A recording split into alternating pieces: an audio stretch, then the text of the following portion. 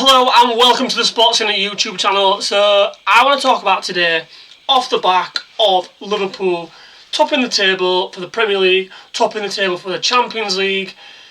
I want to talk about Mo Salah. Now, there's a lot of talk about his contract situation. He's doing all this in the press. Should he be talking to the press? Should he be stopping in the mix zones? Should he be saying what he's saying? All that type of jazz. I'm not really arsed because ultimately the proof's in the pudding. I think it comes down to the fact that Liverpool don't want to give him 3 years, 4 years. Mo Salah potentially wants to. Liverpool don't want to give him 2 years, whatever it is. But look, it is what it is. We all know about his contract situation. As a Liverpool fan, all I'm caring about is the fact that he is producing, or better still, he's not letting this contract situation, the gossip, the speculation, all the talk in the media, or even what he's doing in the media, he's not letting that affect his performance on the field. And as a fan, that's all I can ask of Mo Salah, is that he keeps performing on the field. And listen, he's ridiculous. The guy is an absolute phenomenon. He's an unbelievable player.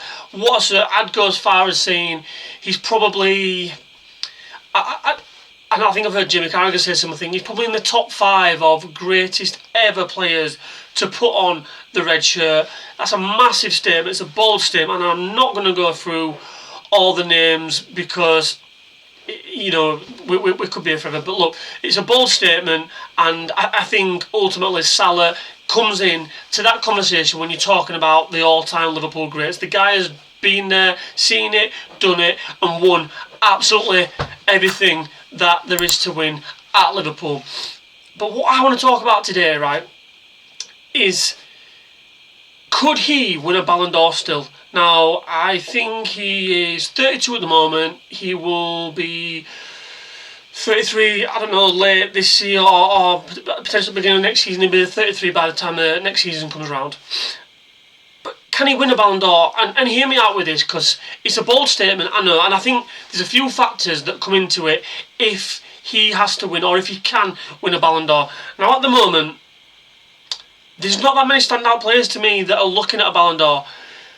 You've got Rodri, who is the current holder of the Ballon d'Or, who's pretty much going to be injured for the whole of this season, so you can effectively rule him out of winning a Ballon d'Or next year.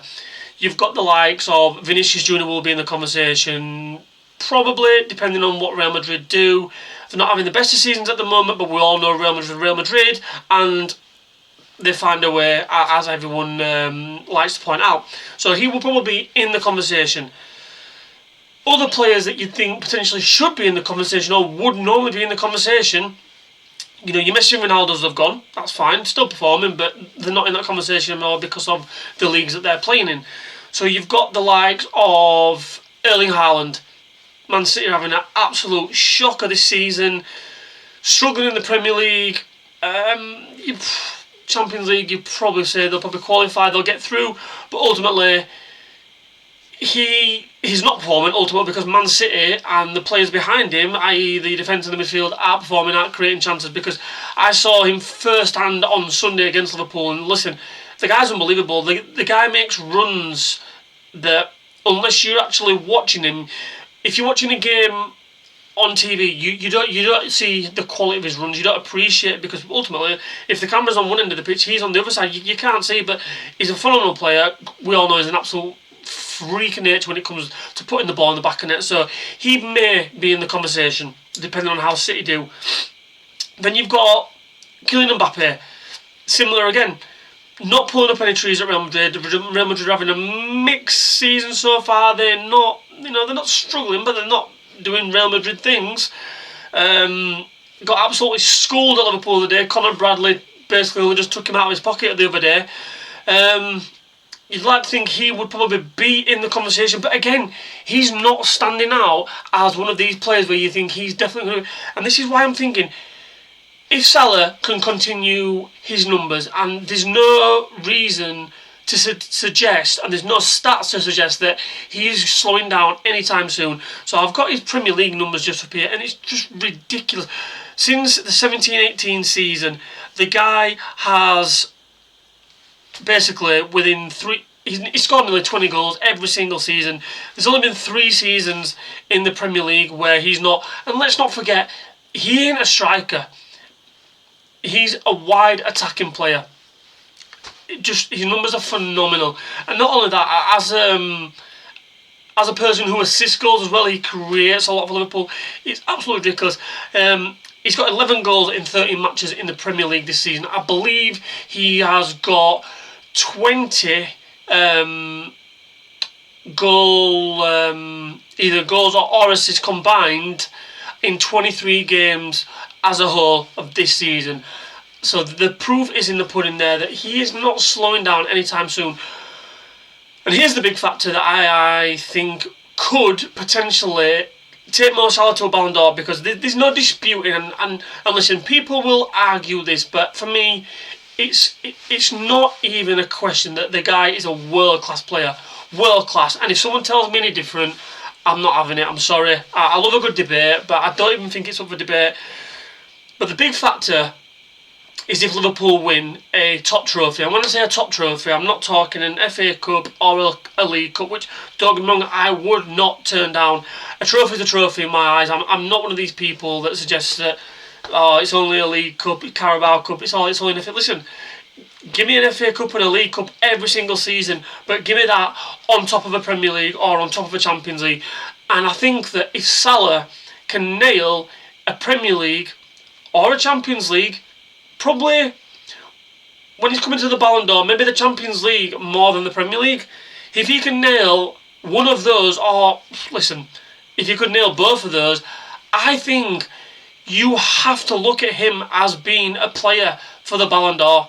You've got to, regardless of the league that he plays in, regardless of obviously whatever's going on behind the scenes with his contract at Liverpool, he's still performing in the best league in the world.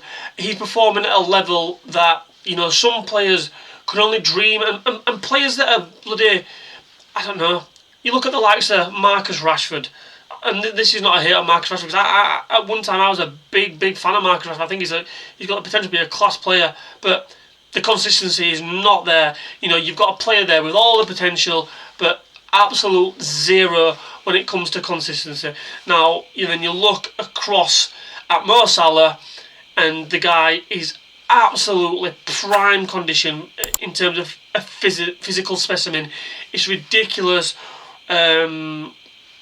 Just the shape of him, you know, he's literally, I see from Liverpool videos as well, he's in the gym constantly, before training and after training, leading by example. He's part of that leadership group at Liverpool, and he is absolutely leading by example. And this is why I think, just given how all the other factors that we just talked about, how all the other players that potentially you would think would be in the mix for the Ballon d'Or are not really doing it at the moment. As I say, Man City struggling, so that kind of takes Haaland out of the equation a little bit. Look, I know things can change like that when it comes to Man City, or even in football in general. Haaland's numbers are still, he's still the top goal scorer in the Premier League, despite the fact that Man City are struggling at the moment. So we all know that come next week, he could bag back-to-back hat-tricks, and, you know, all is forgotten when it terms of this kind of mini crisis that's going on at City. But the other players, you're killing Mbappe's, Luka Modric, I don't think he's not even in the conversation anymore. Really, you've got Lewandowski. He's having a great season at Barca.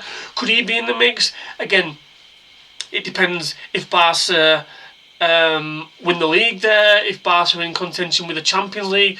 There's all these factors to throw in, but I don't think that Mo Salah is doing himself any harm whatsoever. And listen, who knows, things could change. He could get a major injury, touch wood that he doesn't, for my sake, for my club's sake, but he's got to be in the mix. I think he's been hard done by in years gone by. I think he's been overlooked. You know, there's been times when he's won the Premier League, there's been times when he's won the Champions League, and listen, don't get me wrong, he's been competing on the tail end of two of the greatest players in Messi and Ronaldo the game's probably ever seen. So you could maybe say he's a little bit unlucky there, but I think if all the stars align, and that's a big if, I know it's a big if, but if all the stars align this season, if he continues performing the way he is, if he can pick up one of the big two in terms of the trophies, you've got to throw him in the mix. You have to throw him in the mix.